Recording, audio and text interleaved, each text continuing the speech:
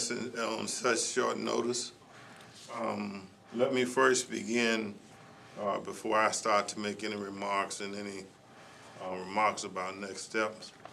Let me ask Commissioner Lockett, who was able to join us. Some of the other commissioners are in class.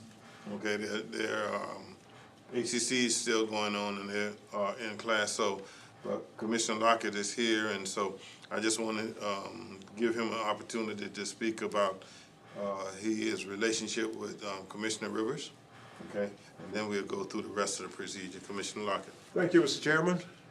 Commissioner Rivers and I sat by each other in various meetings. He's in the, I'm in the 3rd district, he's in the 2nd district, so naturally our arms are wrapped around each other, and we communicated quite a bit about different affairs and different things in Chatham County. Chatham County is going to miss Commissioner Rivers a great deal. First of all, as a commissioner. Next, we all know that he was a great basketball player at Beach High School and further on to college, and also eventually with the Harlem Globetrotters. So that gave Savannah a lift all over the world because the Globetrotters played all over the world. Again, we're going to miss our commissioner, Commissioner Rivers. Mr. Chairman, come forward.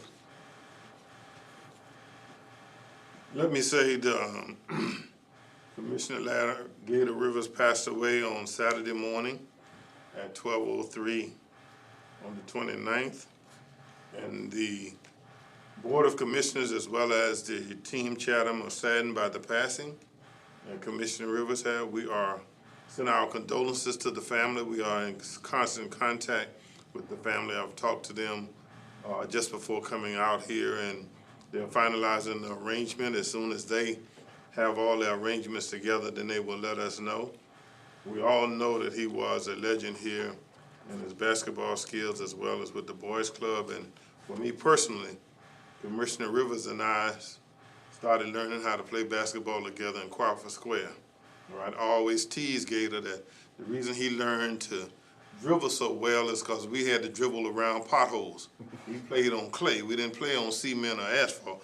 We played on dirt clay.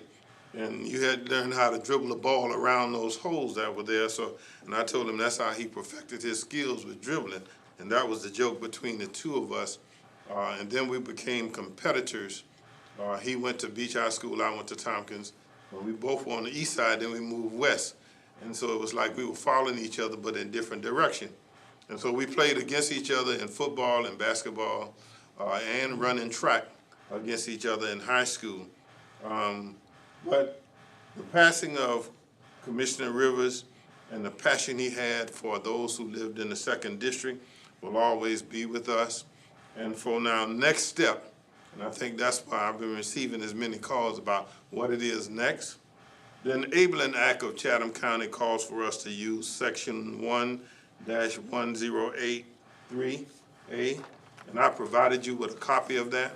Okay, at the May 12th commission meeting, we will name a temporary person to be in that seat somewhere between 45 and 90 days, who will serve. And in the meantime, today we will have a special meeting with the Board of Elections and the Board of Registers, because in the next 90 days, within the next 90 days, we have to have a special election, okay? And so those arrangements are going to be made today, and as soon as we have those meetings and arrangements, we'll make that available to the press, okay, about the special election. But in the meantime, on the 12th, what we will do, what the Board of Commissioners will do, is that we will appoint someone in that position temporarily so that the 2nd district is represented on the Chatham County board, and that appointment to fill that vacancy must get a majority of the commissioners' vote. Now, because Commissioner Rivers did not fill 3/4 of his term, that's why we're required by the law to have the special election, right? And so, as I said, the date for that special election should come out today, all right, after we met with the Board of Elections and the Board of Registers. And that's going to be our next step, is to meet with them to come up with that date, all right? And then we'll let the second district know. Now, personally, on a personal note, I'm kind of glad that we have to give it back to the second district so that the second district get the say-so in who represents them on the county commission, all right? With that, if you have any questions now, any specific questions, I'll answer those questions. Go. So, yeah, all right, so is there a person in mind? How will the process go for y'all figuring out who's gonna serve in the interim?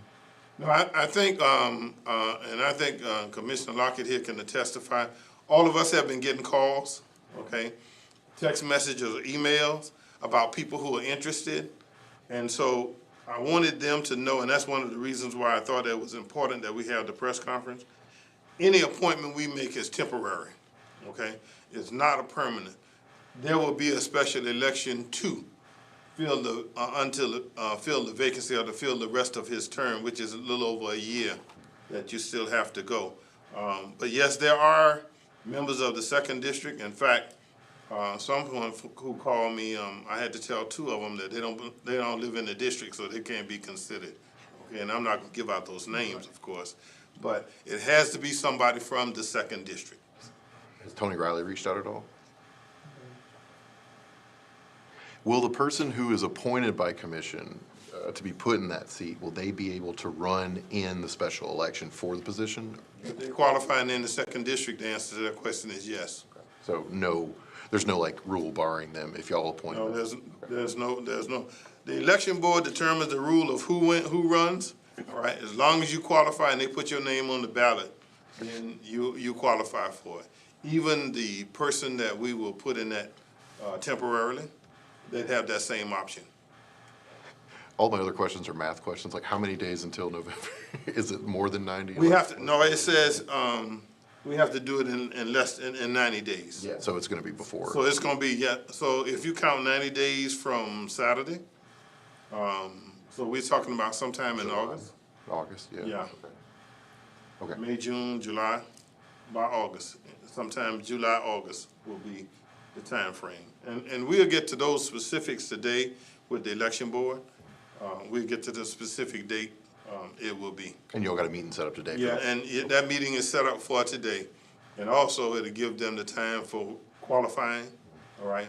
We'll have that kind of question going on with the board. So as you can see, it calls for a whole lot of turnaround because we can do it no less than 45 days and no more than 90 days. So we have to stay within that time frame.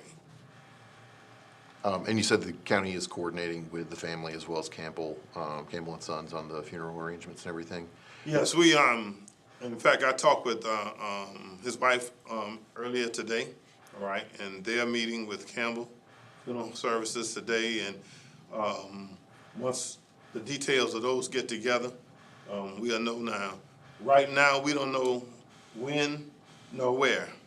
So when the family lets us know when and where, then we'll make it known to you all as well. I guess more of my question is there any interest in that being a public service, kind of like? It is gonna be a public service, I can say that. Yeah, I was gonna say. It will be a service for the public, all right? But the specifics other than that, I don't know yet. You got it. Yeah, we've gotta make them, we gotta let them tell us.